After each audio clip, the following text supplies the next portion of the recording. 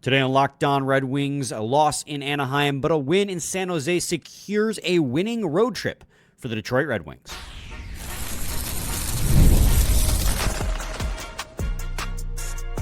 You're Locked On Red Wings, your daily podcast on the Detroit Red Wings. Part of the Locked On Podcast Network, your team every day. Welcome back to the Locked On Red Wings podcast. We are your hosts, Brian Fisher and Scotty Bentley, part of the Locked On Podcast Network, your team every day. And you can find us wherever you get your podcasts. We got two games to recap for you guys today. The loss in Anaheim, which we'll lead off with. Try to do this a little chronologically, but there's always a little bit of bleed over. And then we'll talk about the shootout win that happened last night against the San Jose Sharks. To finish out the episode. But before we get to any of that, I got to let you guys know today's episode is brought to you by Game Time. Download the Game Time app, create an account, and use code LOCKEDONNHL for $20 off your first purchase. All right, Scotty, the Red Wings lose in Anaheim on Friday. The second half of a back-to-back was that game in Anaheim. They lose 5-2. I think a lot of Red Wings fans looked at Anaheim, thought that was kind of going to be one of those games you'll mark down as a W in your calendar. But it did not go that way for Detroit. What do you think is the difference maker in that loss? Yeah, so honestly, I think there's a few different ways you can go here. I literally asked you right before we hit record if you wanted to do a weekend difference maker or a game to game, and you said game to game, and now I'm going to give you a weekend. So tough luck for you. It's all right. I just two games in 30 ignore minutes. all of Brian's asks and desires and just do what I want.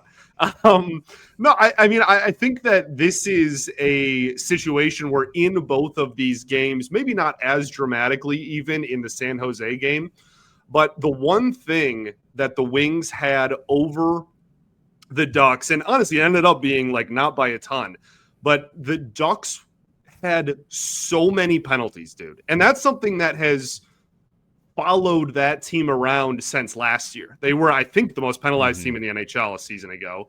And this season, they've gotten off to a very similar start. And in this game, I think the Wings had 7 total power play opportunities throughout this game. Like and they converted on 1. So to me, the difference maker for the weekend is the power play that did not score any goals against San Jose and went 1 for 7 against Anaheim. That is not a very good weekend. And obviously Patrick Kane being out is a big reason for that. We've talked about that a lot. But when looking back at these games, like the one area that you could have made up ground in, even with a poor performance, and there's plenty of other factors as well in both of these games that we will talk about. But for me, like the one thing that you hung your hat on a year ago to dig you out of holes and to kind of cover up your mistakes was success on the power play and it being so dynamic. And this weekend against a Ducks team that doesn't have a good penalty kill and a Sharks team that quite literally has one of the 2 or 3 worst penalty kills in the entire NHL this year, they did next to nothing. The Sharks especially, they completely, like they didn't even have good opportunities. Like, you know what I mean? Like this was a power play that kind of looked lost out there, to be honest with you, especially the first power play of the night in the first period. So very winded. I'll end my spiel now, but I think that was a way in both games really to make up ground and to get themselves back in a game or just to take the lead and not have to go to overtime against the Sharks. And in both games, they just were not successful in that area. So I agree with you about the result. Obviously 1 for 9 on a weekend is not good enough in games where you need to, you want to win, right? On a road trip especially. Yeah. But I disagree with you about the process. Obviously losing Kane is the IQ, the puck movement is huge, but the power play has had a ton of great chances even without that. And I think this is, to me personally, this is more about their lack of ability to finish than it is about like puck movement or like zone possession. I'm not saying it looks terrible. I'm not. I didn't mean to like imply that like the power play's broken or like something needs to change or anything. I it was so good last year, even without Kane, and eventually, Right. assuming it's not a Bertuzzi situation, Kane will return, and you'll have that. Like, I have no long-term qualms with it. I just think that in this weekend against two bad teams, again, Right. 1 for 9 is just a big reason why you found yourself kind of looking the way you did. Yeah, they had so many great opportunities. I mean, I'm looking back at my notes. There was a great Larkin chance on the first power play. On the second power play, they had 4 shots on net, and Finney just barely missed a goal because he fanned on a puck that was kind of bouncing a little bit. Yeah. Then you had the one goal that was scored, the DeBrincat, the nice, like he pulled it between his legs and put it out front. Finney had another stellar chance. Kopp had a stellar chance. Oh, and that was another thing in the second game against the Sharks. Kopp again whiffed on another opportunity. Guy has negative finishing skill, great defensive center, but when you put the puck near his stick, it just goes anywhere but towards the net. It's not from lack of effort. Their power play looks good. Sure. They're just not finding the back of the net. So, like, for me, it feels like it's kind of a matter of time thing. And obviously getting Kane back when he comes back is going to be a huge help, but like I said, I agree with you about the result, 1 for 9. It needs to be better, but I think that the process looks really good, and it doesn't need to be shaken up right now. Not that you were implying that, but just based on my observation. My difference maker on that Ducks game is the goal that was disallowed. The Moritz Seider was supposed to be his first goal of the season. They called that one back on a kicking motion, and I don't believe, and many fans on social media, not that fans' opinions matter to the league, but that wasn't a kicking motion, and I tend to agree with that because if you watch the play, Seider does turn his foot to try to redirect this puck to his stick. Yeah. Obviously, whiffs on the play, and so it goes off his skate and in, but turning your foot to redirect it is not the same as kicking it, and we've seen that play get called a good goal time and time again. There has to be a distinct kicking motion. And it's one of those situations like we were just talking about in the LA game before, right? Sometimes when it's close, whatever the original call is should stand. For sure. The original call in this one was a good goal. And then it was reviewed. And nobody saw distinct kicking motion. And they still called it back for distinct kicking motion. And that was a huge moment because that would have tied the game 2-2 in a game where the Red Wings played sloppy. And part of it is I let it off, right? I was talking about how most fans see the Anaheim Ducks on the schedule. They think it's a W. But when you look at the circumstances surrounding that game, it actually feels more like a scheduled loss in hindsight. Second half of a back-to-back on a West Coast road trip against a Ducks team that's starting to find their groove and play a little bit hot. Good Ducks team, by the way. They're going to be good in the next few years. They have a lot of youth and a lot of speed. So when they didn't get that game-tying goal, and then, a minute and a half, 2 minutes later, was it Mason McTavish comes down the ice and makes it 3-1 because Comfort and ASP collide. Mason McTavish. Comfort and ASP collide in the defensive zone, and Mason McTavish just has all day to pick his corner. So that was a huge swing, and that really sealed the game event. I mean, it was the game-winning goal because the Wings only scored 2 goals in this one. So to me, that's the difference maker. Yeah, no, and I think that's totally fair. I think it's very fair for that game. That swing of momentum potentially is a 2-goal swing. Now, maybe the McTavish thing happens anyways, but like that, however long that was, 2-minute stretch, I mean, certainly felt like a double-edged sword there. You not only have the goal taken off, you then give up a goal on the other end. So, that was kind of the beginning of the end. I don't disagree with you at all. And yeah, I mean, it's weird because I don't think that that was just like a gross hockey game. I don't think that was like their worst game of the season or that they, got like heavily outplayed by an inferior opponent. Like that was just a gross, sloppy game. Again, there was a billion penalties on both. I think, what was it? Was it 12 total penalties for both teams combined? Like just, or 12 total power play opportunities. 13 total penalties. Crazy. So like just I think ultimately you just put that one behind you. You forget about it. They rebounded with a nice win. Well, maybe not a nice win, but maybe should have been a little bit shouldn't have gone to a shootout, but in a perfect world. But you rebound with a victory. on Sunday, and you get a day off and then head to Vegas. So, yeah, a little bit of it was an ugly game, but second half of a back-to-back, it can be kind of predicted as well. Scotty, let's head to a quick break. When we return, we'll talk about other moments from this hockey game, because there are a couple of ones you're just like, oh my goodness, this team. Before we move on to the San Jose victory, stay tuned to segment 2 of Locked On Red Wings. The NBA is back, and there's no better place to get in on the action than FanDuel, the official sports betting partner of the NBA. Even if you missed the start of the game or want to ride the hot hand, FanDuel has live bets on everything from who will score next to fourth quarter comebacks. Plus, you can even combine your live bets into a same-game parlay for a shot at a bigger payout. It keeps every game exciting, especially when your team's making the late push. Right now, FanDuel is giving new customers $300 in bonus bets when your first $5 bet wins. So head to FanDuel.com to sign up and play your game with FanDuel, the official sports betting partner of the NBA.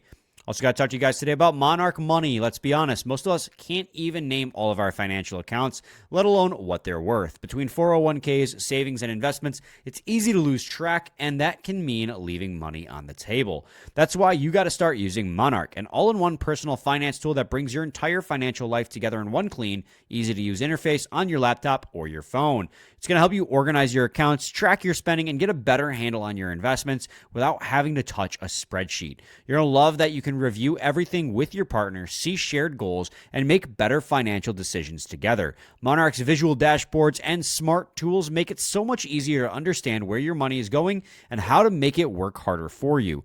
Don't let financial opportunities slip through the cracks. Use code LOCKEDONNHL at Monarch.com for 50% off your first year. That's Monarch.com, code LOCKEDONNHL for half off your first year. Segment 2, Locked On Red Wings podcast. Okay, Scotty, about 1 minute into the game, James Van Riemsdyk had a absolutely stellar opportunity to give the Red Wings an early 1-0 lead with an wide open net on a beautiful play. Was it Soderblom who fed JVR there? Yeah, Soderblom fed JVR wide open, and at point-blank range, sent it off the skate of Jacob Trouba. Kind of setting the tone for how that game was going to go for the Detroit Red Wings in terms of just the absolute chaos and sloppiness that it was for both teams. This was a sloppy game by the Red Wings, but the Anaheim Ducks didn't play a great game either. I think Anaheim definitely had better legs, and their youth and their speed definitely helped with that. But, I mean, it was a turnover bonanza in that game against Anaheim. It's the word that came to mind. I like it. No, I feel like I don't know if we've ever used the word bonanza. I like it. We should add that into the Rolodex here. Yeah, man. Like I said, I mean, this was before the break. This was just an ugly hockey game from both sides. I do think that was a little bit of a tone setter, and then obviously we mentioned the difference maker already. You hope that. Not you hope. I would have preferred if Gibson had like a great game, like, back to Anaheim, like whatever. Yeah, he straight up played poor, in my opinion. Yeah, I agree with you. I don't think he played very well. Yeah. And not that the team in front of him was exactly setting the world on fire and putting him in the best situations and, giving him the best opportunities to do well. But at the same time, I feel like there was a few of those goals in that game that were probably obtainable to an extent. So, yeah, I mean, I don't know. Like I said, you put it behind you. It's a lot easier to give these recaps for frustrating games after they've already won since. I think It's like, oh, you just put it behind you and get a win. Oh, look, and they did that. Like it's a lot easier from our perspective to talk about a loss when they've already rebounded. But I think that's really, you just throw it in the trash, and it was just a gross game for both sides, and you just you assume that that's not the norm. Well, and adding to the sloppiness too is that back-to-back games the Red Wings gave up a shorthanded goal too, again it was a sloppy game. There's so many moments in this game where you go, what is happening right now? ASP doesn't turn the puck over at the blue line, but he pinches at the blue line, and it ends up springing Troy Terry going back the other way, and he buries it on the breakaway. And then other big moment from this hockey game came in the third period, when they awarded Chris Kreider a power play goal 55 seconds into the third period that made it 4-2 at the time, and kind of felt like a dagger as the Red Wings, scored late in the third to make it 3-2. You feel good going into the third for a third period push. A lot of people on social media, I agree with Max Bultman. I watched the replay. I think Gibson intentionally knocked the puck off the moorings, and that puck was going in. I think it was a good goal. I think the refs made the right call in that instance. If you watch the replay, because people are arguing, it popped up and off the net, off the crease, off the irons, while he was making the initial save. But if you watch, it doesn't come off or like those rubber tubes that are in until he pushes it with his arm. You can physically watch him take his elbow and push it off. I think that was the right call. I think that goal was the right call, but it just kind of, again, added to the chaos that was that game. I mean, the JVR blocked shot, the shorthanded goal, the disallowed goal, and then the what did they call it? Awarded goal. You don't see that every day. A lot of things that even individually you don't see every game, nonetheless, all at once. Yeah. Just an absolute, that's the thing. We were talking about it before we started recording. This game, I don't really have individual players I want to talk about. It was moments in this game that just stood out as you don't see that very often. And it seemed like every one of those things was happening in this game. Right, and none of them went your way, right? And that's something that, again, you presume isn't going to happen over 82. So I think that's part of the mindset there, too, is you didn't get, heavily outplayed. You didn't look way worse than your opponent. It's just kind of a situation where there's a lot of craziness, and none of the craziness went your way this time, and that's why you end up losing by 3 goals. So. Well, and I'd argue that craziness didn't really go your way in the game against San Jose either, but thankfully you were able to sneak out with a 3-2 shootout victory in San Jose on Sunday. Scotty, why don't you give the people your difference maker for that 3-2 shootout victory? Yeah, well, like I said, I mean, I kind of cheated. Oh, that's right. I'm sorry. No. But, I mean, it's... Again, I think that's a situation where not as dramatic in this game, to be frank and honest, because you only had the 2 opportunities in this game. But it's another one where if you just get one power play goal against one of the worst penalty kills in the NHL, then you don't have to go to overtime and then a shootout against one of the worst teams in the NHL. So I think that's still kind of carries over. I don't want to steal yours. So if you are going to go the direction we were going to go, then you just do it and I'll stick with mine. But honestly, my my other thought for difference maker in this game is not a Red Wing. So yeah, it's Alex Nedeljkovic. I mean, he played out of his mind in this hockey game, and in my opinion is the reason it went to the shootout at all, because he made some clutch saves, especially down the stretch in overtime and in the third period. He robbed, after the Red Wings made it 2-1, he absolutely robbed Larkin. When Larkin made a move around the defender, was in tight, just glove save on the backhand. And then he made a sequence of saves on Alex DeBrincat, including a breakaway save in overtime to force it to the shootout. And, that's just at the end of the game. He made several great saves. There was a 3-on-1 the Red Wings had in the second period, at which Larkin had the puck, decided to shoot, robbed Larkin on that one. Alex Nedeljkovic played out of his mind. He made 29 saves on 31 shots against for a .935 save percentage. He was great in this hockey game. Mm-hmm.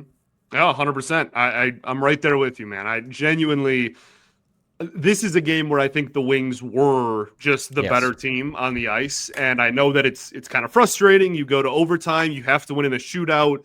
You risked a point there at the end against one of the bottom teams in the NHL, but ultimately, good goaltending kind of trumps all and can kind of be the ultimate trump card in a hockey game at any given night. You just, if you got a crazy good goaltender that's locked in, then that's hard to beat. And I feel like that's what this game was. The Ducks game, it's fair to poke holes in. There's a lot of stuff that could have been better. And even in like the Sharks game, the finishing, again, is still a problem. They had several opportunities around the net. We already mentioned the power play. We already mentioned Andrew Kopp. Like they had opportunities to make this not an overtime game. I'm not saying it was a perfect, flawless performance, but I think, the deserve to win meter, if you will, certainly would have been heavily in the Red Wings' favor. And I think that this was a game which, Ned was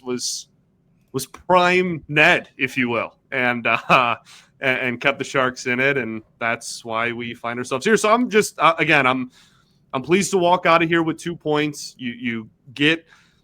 You now have a winning road trip, like you said at the beginning, regardless of what happens in Vegas. You split the weekend, which isn't, perfect, but it's certainly not a terrible outcome either.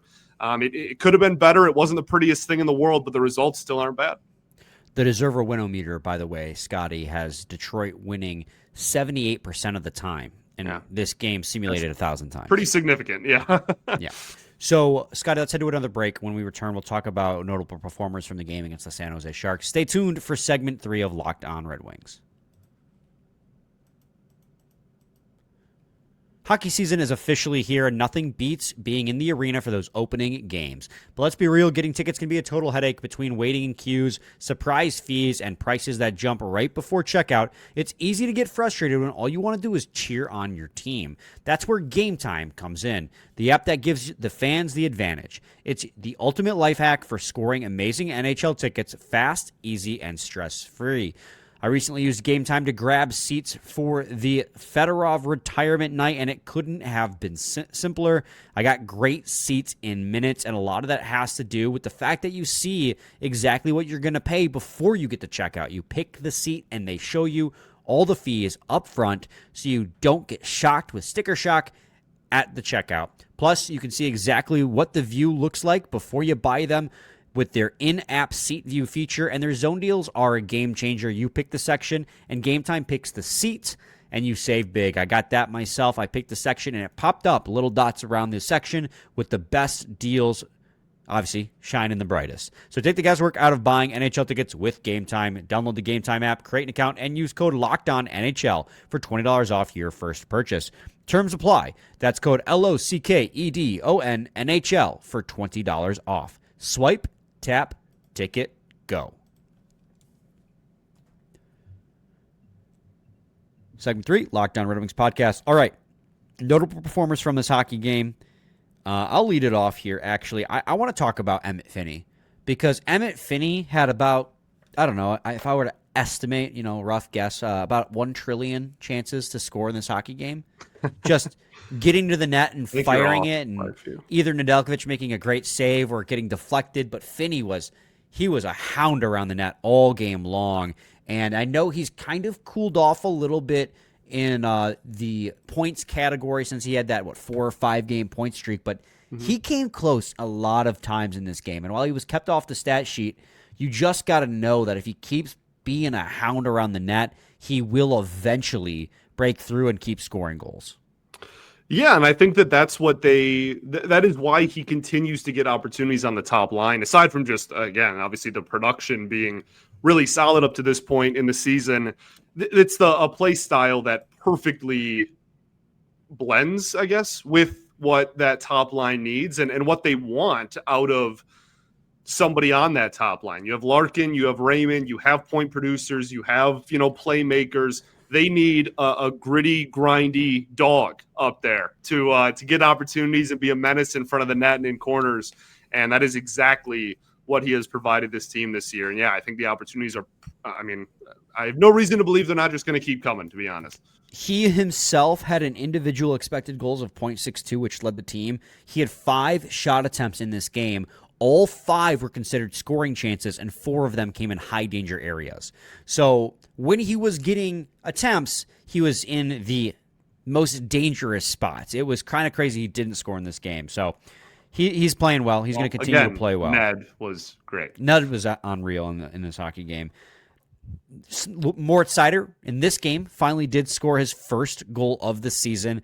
A rip. Both goals that were scored in this game were absolute rips from Raymond and Seider. Raymond had 3 points on the weekend, a goal and an assist against Anaheim, and then a goal in this game against the Sharks, as he continues to heat up now that he's back from injury, he's starting to get more and more comfortable in every single game. Made a great move to cut back to the inside and go bar down, and then Seider off the post and in. That was the only way you're beating Nedeljkovic in these games.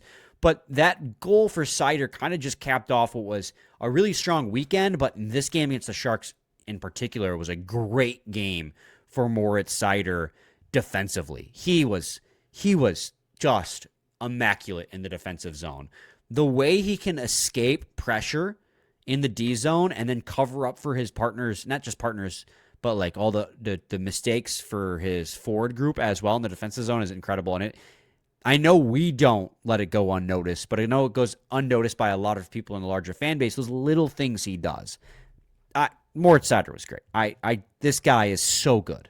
This is a game that went to a shootout, and the Sharks only finished with 18 shots on net. So there was 3 periods and an overtime, a full overtime period, and the Sharks had fewer than 20 shots on the night, shots on net on the night. And that is a huge testament to the forward defense, which we've seen improved this year, but a large part to do with the blue line in the defensive zone. We know that the forwards have been a lot more effective in the neutral zone and on the forecheck and even playing defense, when there's a giveaway or a takeaway in the offensive zone. But the work that not only, Seider was obviously, as you mentioned, incredible in this game, but we've talked about Sherratt being much more improved this year. Edvinsson, I thought had a much improved game in this one. He took a blocked shot. It looks like he might have been hurt there for a little bit. So hopefully that's just a stinger. But I think that, Seider was really the star of this show. And I think when you look at the opportunities that the Sharks had and how few they were, despite how many minutes were played in this game, a large part of that is because Moritz Seider was so good. Yeah. And, you look at it, we were just talking about who's hot, who's cold, right? And Seider offensively was starting the season a little bit cold, but we weren't concerned because we, again, know what kind of deployments he gets, and we knew the offense would come. And just like that, although we didn't even mention him in the not category because of all that, he was dominating defensively, so that was what we knew the offense is going to come from other players. Meanwhile, he's going to be in the D zone, he's going to be a beast. But he's waking up offensively now too. 4-game point streak. So it's great to see that from Seider. I thought the penalty kill was really good in this hockey game too. Yep. Obviously, they allowed 1 goal against Anaheim, but as a weekend as a whole, I believe they were 1 for 7. And the penalty kills they had in this game, I think it was just 2. Yeah. They dominated. They were so good on the penalty kill in this game. San Jose, I don't even know if they had like 1 legitimate good chance on the power play. So the PK continues to be a good thing. And I think, did we mention, Scotty, the Prashant Iyer piece when we talked about the PK the other day? He wrote a really, really good piece. Okay. Because they did it in this game too, where Dylan Larkin takes a D-zone face-off. He wins it back behind the net, and they send it off the boards. Then we Larkin talked just about gets off the ice. My favorite stat. Yeah, we definitely did. It might have been in passing, but we definitely mentioned it. Still go check it out because Prashant is very, very good at his job and very smart. Yeah, man. I mean, even like you look at I don't want to make it all about face-offs all the time. Obviously, there's a lot more than that, but it is something that, even joking aside, I do love. And like Larkin again against the Sharks goes 15 for 24. That's over 62%. Marco Kasper was over 50% in that game as well. Michael Rasmussen actually was a beast in the face-off circle against Anaheim. Didn't get as many opportunities against the Sharks. So yeah, man, like I think that is something that we'll see how sustainable that is throughout the year. We'll see if I guess I'm trying to say if anybody else on the team can kind of step up in that regard, because it can't only be Larkin, but I do think that as a whole, that is something that is helping them tremendously. And as you mentioned, Prashant obviously highlighted that very, very well. Yeah, I mean, this is a penalty kill that's much, much improved, and a lot of it has to do with the way they're deploying Dylan Larkin in the defensive zone. But, after these 2 games, I think it's fair to say that these 2 teams, Anaheim and San Jose, have evolved. While Anaheim's actually in first place in the Pacific right now, I don't know if that'll last the entire season. But these are two teams that I think have evolved from bad tank teams to young, fun, but inexperienced. Because you watch these games. Fun bad versus bad. Right. Fun bad versus bad. They're fun bad now. And while Detroit was definitely the better team in, I think, at pretty much every facet against San Jose, and they were playing dog tired against Anaheim, they had some players that just looked so good on both rosters. And Celebrini looks like he's going to be a legitimate star for San Jose. Nice, man. He is nice. So good. The way he skates very fast, but he's quick with his hands too. Yeah. He can pull the puck and release it in an instant. And that's how he beats goalies so much. They're talking about on the broadcast from about 25 feet out. He can just rip it. And they showed his winner, I think, the night before against Colorado. And then Dickinson got his first career goal too, and kind of a broken play. That's the thing too, is I thought Talbot had a good game against San Jose. I know the save percentage is going to say that he was under 900, but you watch how both those goals occur. I don't really fault him on either. The second one, Travis Hamonic goes down to block a cross-crease pass, and it kind of causes chaos, and Dickinson's able to slam it home. And the first goal by Skinner, I mean, Talbot was expecting that puck to go across the crease, and Skinner deflects it before it can get there and goes top shelf. So I think Talbot made some really big saves even in overtime. So good game from Talbot. Very good. Yeah, agreed. Scotty, any final thoughts? Am I missing anything? I don't think so, man. No, I mean, you now have to ASP primary assist. Go to I thought he looked pretty good on the power play, by the way. I love the fact that he just grips and rips, dude. Like I know that's like you want a little bit more of a quarterback maybe in some situations on the power play, but I do appreciate that if he has a window on the blue line, he is letting it fly. And that at least gets the puck, in and around the net at worst case. So, I think he had a pretty solid weekend in that regard. But I think this is a you'll take it weekend. It's not the prettiest thing in the world. We're not gonna sing songs about how great it was, but you will take it. And now your attention is focused on a very talented Vegas team, and the last game of a West Coast road trip, which is always. Hopefully you show up a little bit there and you can go back home on a high note. Let's do it. Scotty, any final thoughts? We ball. We do ball. We'll be back with a new episode tomorrow previewing the game against the Vegas Golden Knights. Stay tuned for that. Same time, same place. It's your team every day.